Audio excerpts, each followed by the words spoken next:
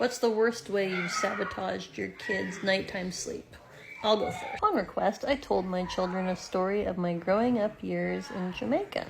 Jamaica has big bugs, kind of like Texas and Australia. Really big bugs. And one of the biggest is the Anansi spider, which is literally the size of a bowl. Not a tiny dessert bowl, but like a soup bowl across. At dinner, I told my sons about the story of how one day when I was in Jamaica, I put my foot into my shoe, and you know how sometimes the sole of your shoe gets rolled up when they get really old inside, and so you have like this lump of sole in there? Well, I had old shoes, and so I felt that lump at the end, and I just tried to flatten it with my toes.